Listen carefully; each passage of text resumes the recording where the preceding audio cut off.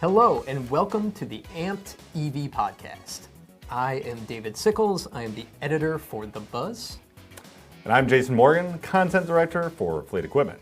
And so today we're talking about hydrogen. We said we were going to talk about hydrogen last time, and we're doing it. We're doing it, and I am amped to do it. Nice. I am also amped. We are so amped. We're both amped. We're going to get amped right here. So how do we start?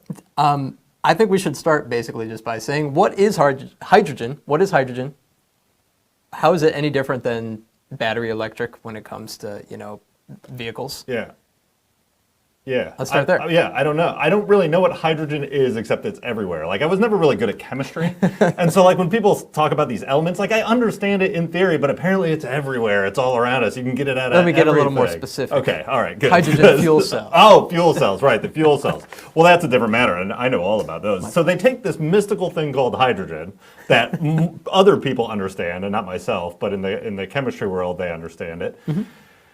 You fuel up with that, the fuel cell turns it into electric energy that powers then an electric powertrain, right? So the powertrains that we have today coming out of battery electrics, those powertrains are hooked to batteries. This thing would just be hooked to the hydrogen fuel cell. There can be battery packs on board there too, I think. But also, this is new, and I'm not really sure how this is all shaken out. Sure. So, but primarily the fuel cell is converting that hydrogen into electric energy that's powering the powertrain behind it then. So still an electric vehicle. Okay. That's why we're, as you noted, we have to talk about hydrogen fuel cells and then battery electric fuel cells. It's two different electric vehicles. So what's the main difference if you're just going to boil it down? Yeah, range. It's range. Coming from the commercial world, you're getting 150 to 200 miles in range, give or take, application, yada, yada, with a battery electric Class 8 vehicle. Hydrogen, they're looking at going further, right? Getting up into the 300, 400, 500 mile ranges, something more equivalent to what a diesel truck would run today. And actually, what's driving it? We got Bob Walsh, the Vice President of Strategy and Planning for Navistar. He's going to talk about what's driving this hydrogen. Now, I talked to him, this is a clip from last January, right? So almost 12 months ago, my goodness, when all this stuff started picking up, I had a chance to talk with him. We did a story about it. Maybe we'll put it in the post notes with this thing. But I got a clip here with Bob Walsh, Vice President, Strategy and Planning with Navistar, talking about what's driving hydrogen. Let's take a look. And what's been driving the boom in hydrogen interest over the past 6 months to a year has been that truck manufacturers are under intense pressure to cut carbon emissions. And you couple that with the new administration coming in and their focus on renewable energy and their focus on carbon neutral goals that they have. And so that's the problem that we're out there trying to solve. And we're solving it with a couple different ways. One on the shorter time is we're looking at electric vehicles. And electric vehicles get you to a certain point. With electric vehicles, you'll get to 200 to 250 miles or so. But once you're looking for distances beyond that, hydrogen or fuel cells make tons of sense for that type of distance. The current battery technology that's used to power battery electric vehicles are impractical for long haul vehicles due to their weight and due to how much time it takes to charge. And that's where fuel cells come in. Fuel cells are able to extend the range or be a battery extender to get to the long haul. And when you go and you fill up with hydrogen, it's very similar when you're filling up with diesel fuel. It takes about less than 15 minutes to fuel up as opposed to the hours that it may take to do a battery electric vehicle. You couple this with the sustainability goals that both our government have and now a lot of our customers have, to be carbon neutral by the years 2035 or 2040. And they have these issues and they're looking for solutions. And we come forward with a full turnkey solution associated with that. So there you go. There you go. In a nutshell. Got regulations coming down the line. You got demand for long haul. We're going zero emissions.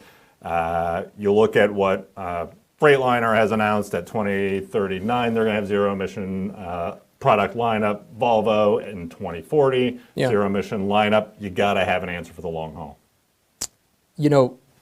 So it sounds like a big part of making hydrogen work is infrastructure.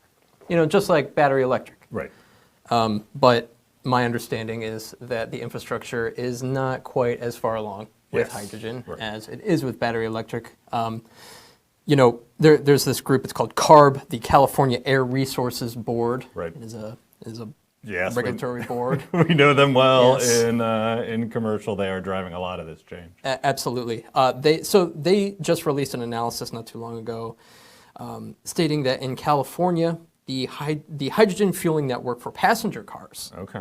could, with the right funding, be self-sufficient by 2030. Okay. Which, you know, this is kind of interesting. I mean, they're obviously spending a lot of money to advance not just hydrogen, but, you know, electric fuel cells too. Right. Where do you see this going in trucking? Where is this money kind of coming from? How are they getting along? Yeah, if I had that answer, it would. Yeah, I think we'd be further along than you think. I liked your point there of with the right funding. I love how they slide that in. It's like, Yeah, it's this smart. is very exciting with the right funding. I could go to Mars with the right funding. Absolutely. If only I had that funding, I'll meet you there. I could get there. We could both go. I mean, if the funding was there, we For could sure, do it. for sure. Well, I mean, infrastructure's a big thing. The money, you know, it's still really up in the air, so to speak. I'm not sure there's an answer there. I think infrastructure. I think we'll need the equipment, and the infrastructure comes along, kind of like what we've seen in trucking. And there's a lot to cover in trucking. I have to say that when I started pulling all this info together, it was like throughout the whole year, announcements were coming. Not until I sat down and actually put them side by side that I realized, like, oh, this is happening. Hydrogen is coming, and it's happening in a really big way. I want to back up for a moment and ask you a question here, Mr. Sickles. Yes, sir. You mentioned automotive. Yes. Okay, so I've got, like, look, I've got pages. We're going to go through I've got pages pages here on too. commercials. I'm ready But for on you. the automotive side, what's the deal with hydrogen over there? I mean, I hear a lot of battery electric. I'm personally looking for battery electric in the next year or two, maybe. Should I be looking at hydrogen? Is there anything coming down the line automotive? Well, folks, I would say probably not. Oh, okay. Probably not. I was very excited to I mean, hop on this train. it's there. It is there. It exists. My most favorite example of this is a company called Hopium. It's a French manufacturer. Okay. They recently just delivered their first rolling prototype of its Hopium Machina hydrogen-powered sedan in a vehicle named Alpha Zero. This thing is really cool. It's a lot of names Yeah, here. it's a lot of names. Is this like an Avatar sequel? I don't really know. Yeah, it's a lot of Inception. Okay. But I mean, this prototype, well, I mean, we're putting it up on screen now. It just looks freaking cool. I mean, this is kind of like a Batmobile looking car. In my opinion, it's got a speed of 124 miles per hour. We don't really know much more than that. All we know is that there should be more to come in 2022. I'm excited about it. You know, other OEs that you might have actually probably heard of, you know, like Toyota, for example. Doesn't ring a bell. No, you should. I've never heard of that. I don't know about Get this online guy. or watch TV or something. But they, you know, they're doing a lot with hydrogen. They're looking into hydrogen. They're interested in it, but in the passenger world, you know, the infrastructure, it's just not there right now. I mean, as I'd mentioned before with CARB, California, it's kind of starting to pick up, but, you know, here in Akron, Ohio, I have not seen a hydrogen refueling station. Right. No, and I don't think I have either. Actually, I probably only know of maybe one or two natural gas off the top of my head of where you could even go for there. One quick thing, though, because on a personal note for this, I mean, I mentioned the interest in an electric vehicle for myself, and from a consumer standpoint, the difference between like charging at home or fueling at a station, right? That's what I want to do. I want to charge at home. I went to the gas station at lunch because I was running low and I had to fill up my car. If I could have just gotten in it this morning and saved myself an extra half hour doing that, I mean, that would have been great. What's interesting, though, is I say this, and I'm all for electric stuff. I still have a gas SUV because I have a family that needs to go places, right? And that is not in the cards for EV. And even if I think, okay, well, if I need that vehicle to take us, you know, out to the beach or down to Florida or wherever, I mean, that car's paid off. It's not going anywhere for a while. I'm still going to be using that one for a long time to come. Just drive it into the ground. But you know, replacing that, I could see, you know, 15, 20 years down the line where maybe you have both. Maybe you got a hydrogen vehicle and an EV and a battery EV, right? Okay, anyway, to go back to Toyota, I have heard of Toyota. And in fact, in the commercial world, I've heard a lot more about Toyota. I mean, they're doing a lot of things.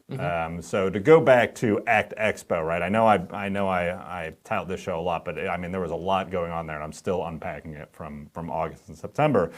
But Toyota owns Hino, a truck manufacturer, right? Kind of plays in the medium to kind of what they call the baby 8.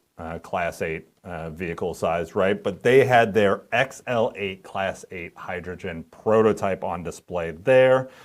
Came out in a big way, was big news at the show. Toyota also had a separate booth where they were showing their own fuel cells. So there was a heavy Toyota presence in a commercial market where you don't really see that presence coming out. Now, of course, Hino always has a big presence. They're a big staple of the show circuit. But with Toyota having its own booth, right? And we've got some pictures here we can show. Yeah. Got some pictures of the fuel cells. Now, the fuel cells, interestingly enough, you mentioned automotive, are two fuel cells stacked on top of each other. Yeah, There's two great cables coming right out of it. Sure. But it was interesting. They had that set up. They had the fueling station. We got pictures of that. We got the fueling, kind of a fueling demo of how that would work from a station. And they also had their fuel cells sitting right next to a Cummins engine, just as an example kind of size and placement and how it's not too far off from the diesel world in terms of how much space they're using. And I mean, the Class 8, looked great. You wouldn't know it's a fuel cell unless you were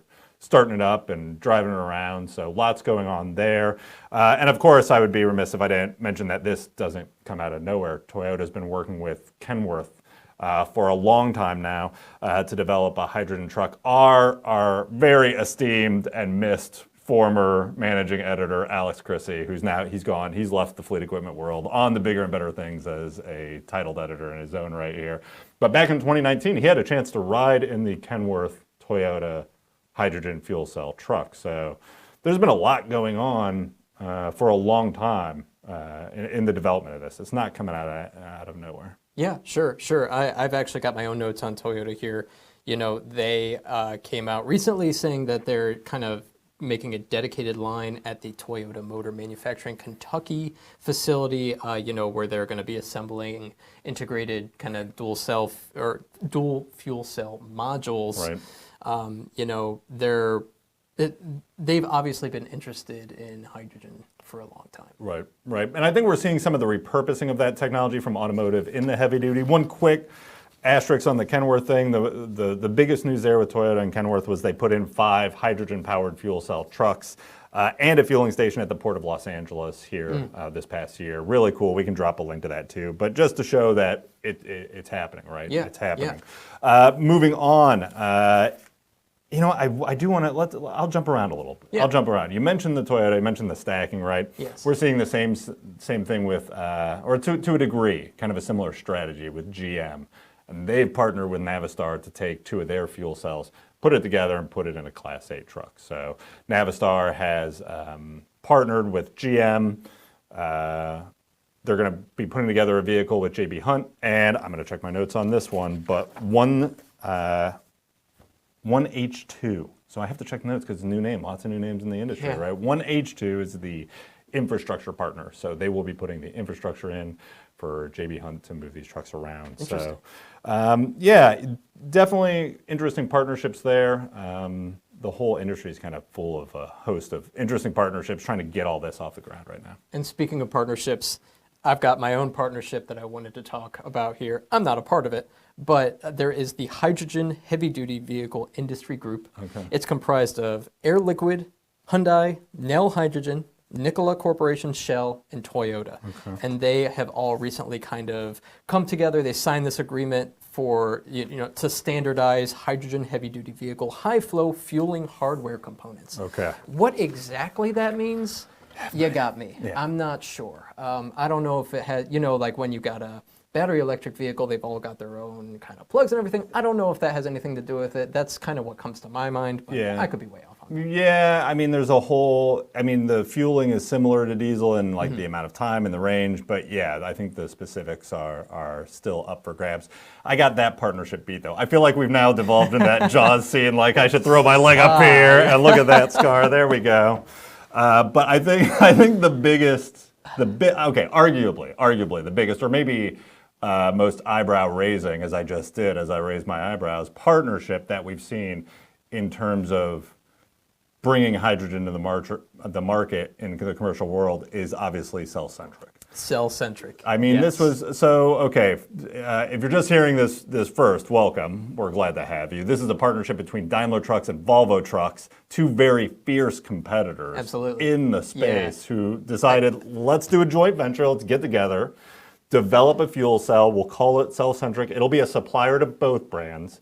But I gotta say, so, I mean, this was announced, and then they held a virtual conference. I mean, this was earlier this year, right, Yes. before we were starting to open up. Virtual conference, but it was on Germany time, so I feel like I got up at like 4 or 5 o'clock in the morning. It was early, and I turned on the screen, and I got a screen cap here of what I walked into, right? And what we're looking at here, the man in the middle there, that's Martin Lundstedt, Chief Executive Officer for the Volvo Group. And right next to him is Martin Dahm, Chairman of the Board of Management, Daimler Trucks AG, and member of the board for Daimler AG on the right. Now, those are two very high-level, very competitive leaders standing right next to, and they were just, you know, there was some friendly, you know, elbowing there, some brand jabs and that, and rightfully so.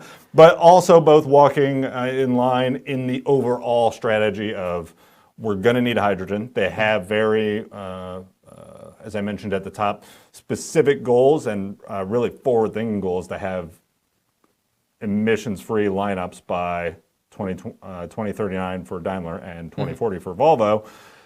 They got to have a long-haul solution, right? And you know, I think them coming together shows the seriousness of it. Now, again, detractor, you know, you could say, maybe they're hedging bets. No one wants to go all in. This thing is expensive. Right. It is expensive to develop this technology. But either way, directionally, they're heading that direction.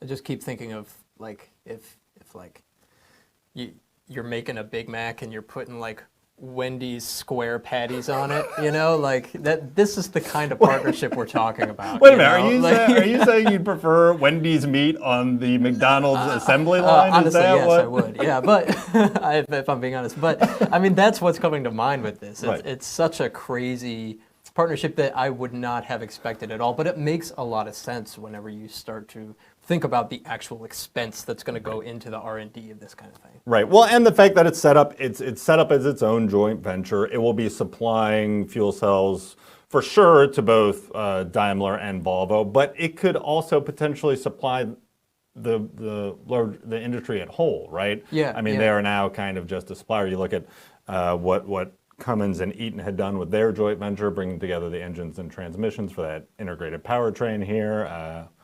Gosh, a good couple of years ago.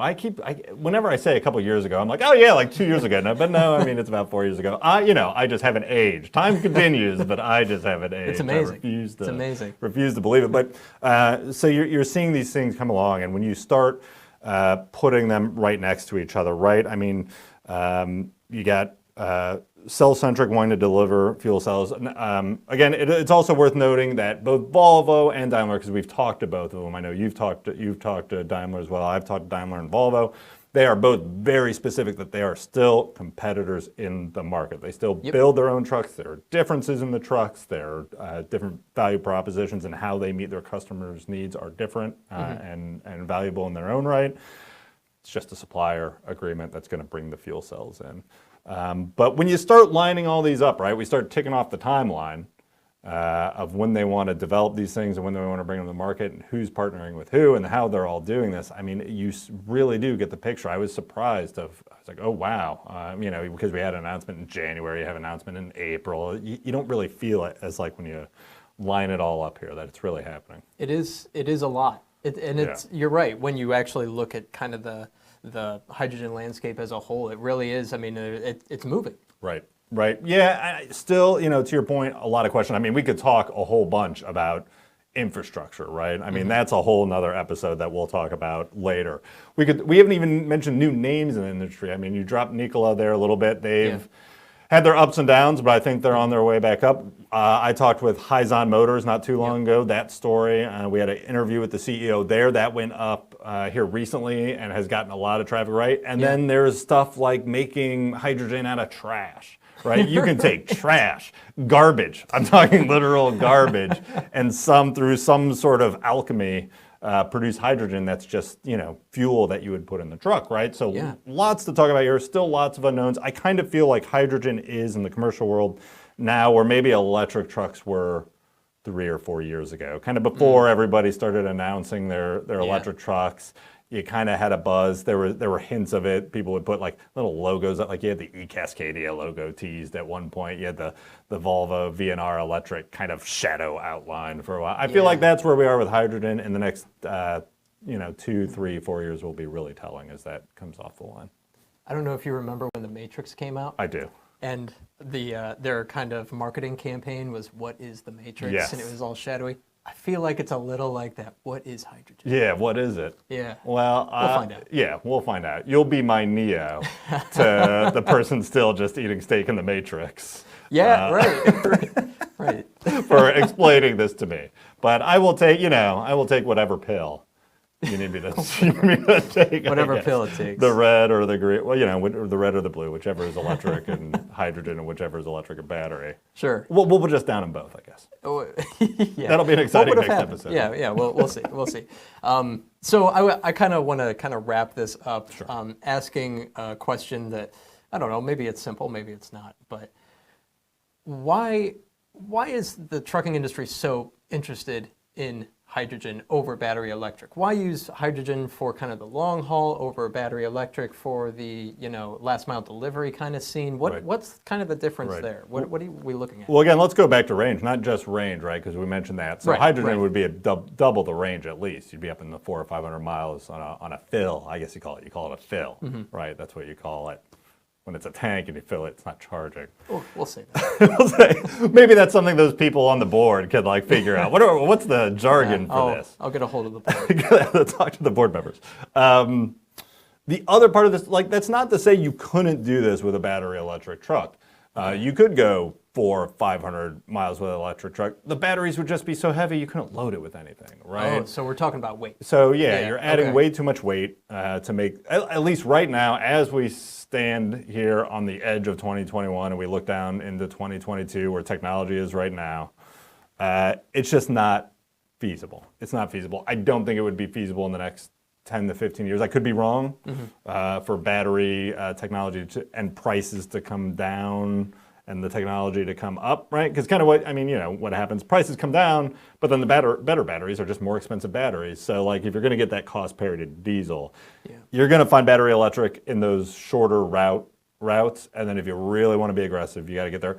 Obviously, in the cell-centric conversation, again, I can share that story in the post notes too. But Europe is just super aggressive on this. You mentioned CARB earlier. That's, I think, one of the most aggressive agencies we have here in the U.S. Clearly, they're in California, and then you have some states following suit. But all of Europe is really pushing hard at this. I mean, really trying to eliminate internal combustion engines in city centers and all that jazz.